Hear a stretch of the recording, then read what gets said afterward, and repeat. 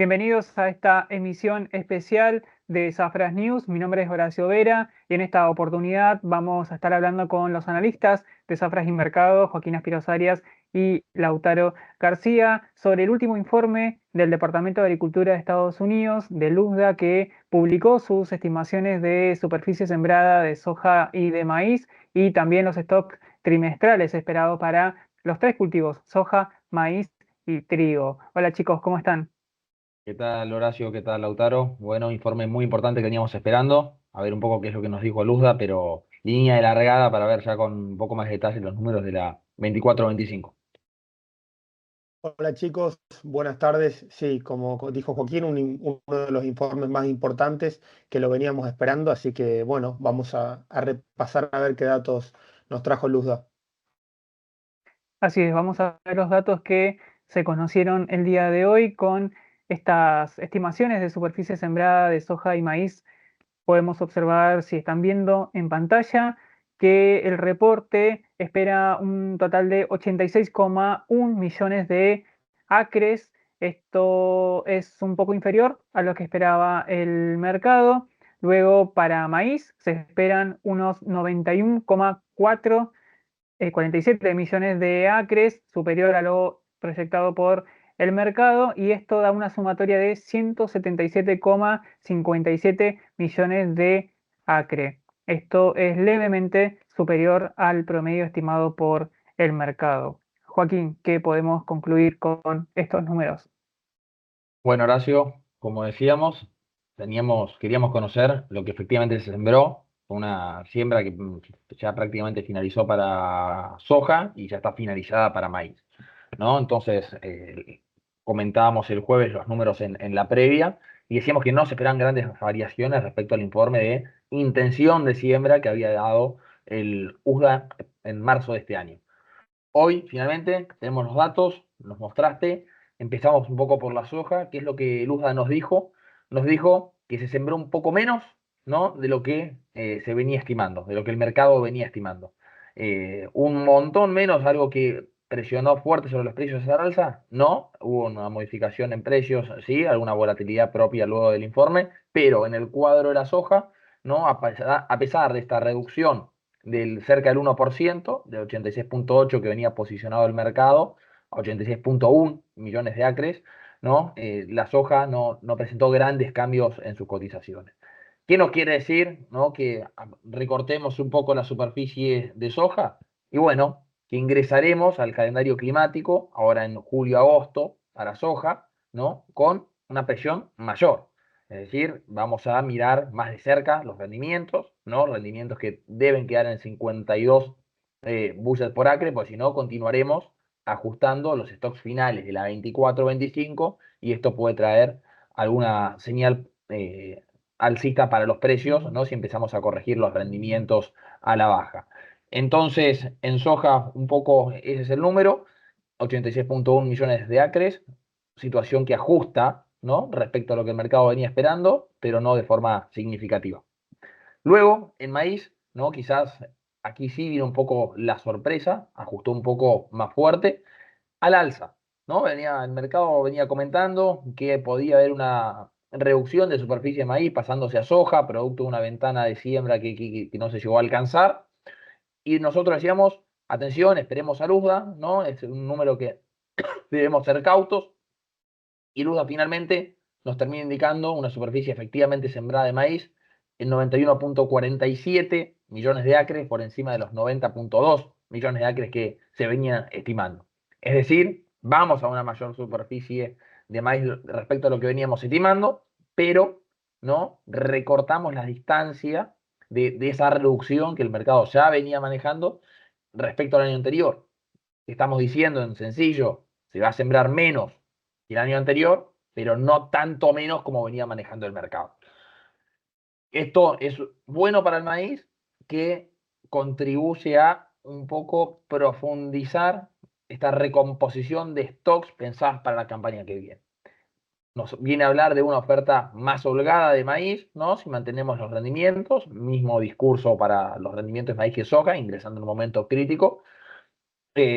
Entonces, vamos a tener mayor superficie, precios que sí reaccionan, USDA que sorprende un poco, ¿no? Con la superficie de maíz ubicándose por encima del rango superior de las estimaciones del mercado, es decir, no hubo empresas, ¿no? que estimen tanta superficie para maíz como terminó diciendo el USDA. Esto sí sorprendió, esto presionó sobre los precios a la baja, esto nos da una mayor potencial oferta para adelante y deberemos ir acomodando los precios de la 24-25 un poco presionados a la baja ahora con este número.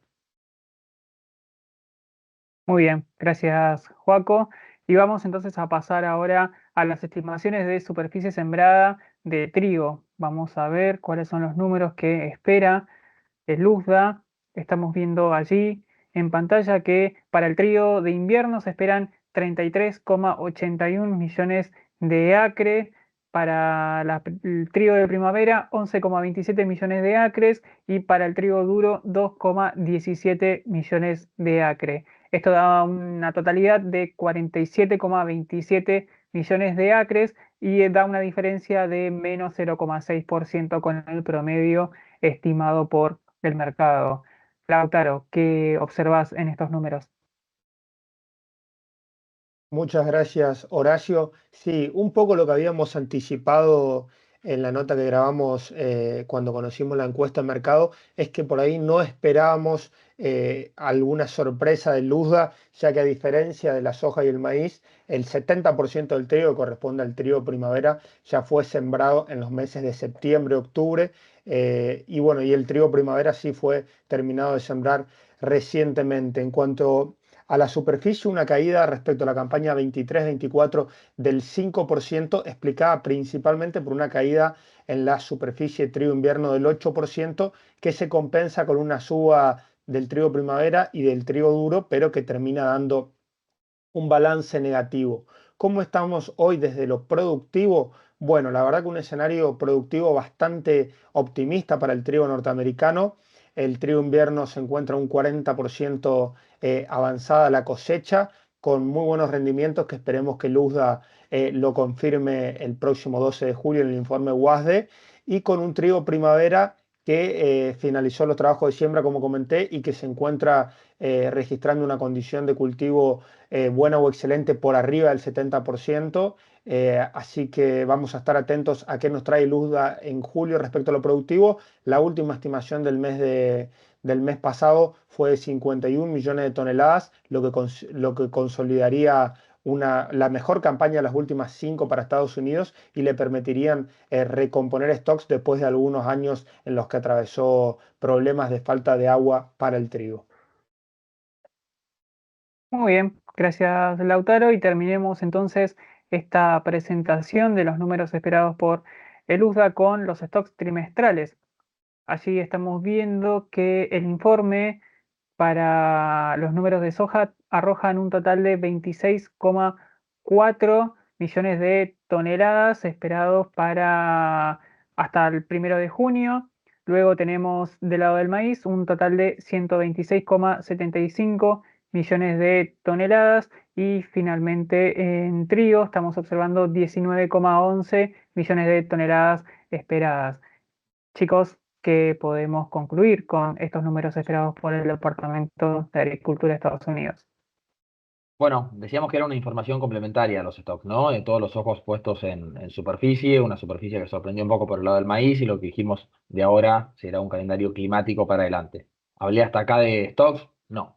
Y es que los stocks no venían a ser una información muy importante para este momento del año, era simplemente un constatar si venimos más o menos dentro de las estimaciones del USDA. ¿Sorprendió el USDA con algún stock, sea de maíz o de soja, al 1 de junio? No.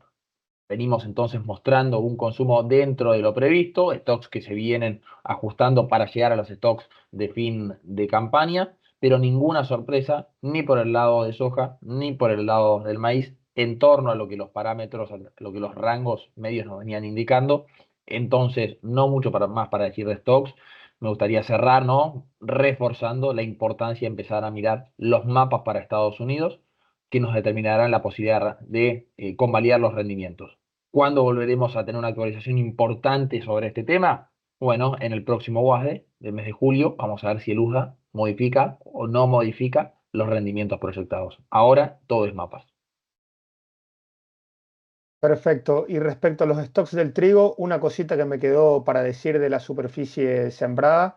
El trigo que se sembró en septiembre-octubre era el trigo invierno, que representa el 70% del trigo total. Me parece que dije primavera por error. Ahora sí, respecto a los stocks, al 1 de junio, el LUSDA informa stocks en 19,1 millones de toneladas, un 3% por arriba de lo que esperaba el mercado. Sorprendió un poquito, reaccionó en precios, después corrigió, pero no cambia la tendencia respecto a lo que habíamos anticipado el día martes. Stocks más altos que lo del año pasado, pero todavía por debajo de la media de las últimas 5 campañas en este proceso de recomposición de stocks que está llevando adelante Estados Unidos. Y lo que finalmente será el desafío para Estados Unidos durante esta campaña y que viene de la mano con los stocks es el panorama de la exportación.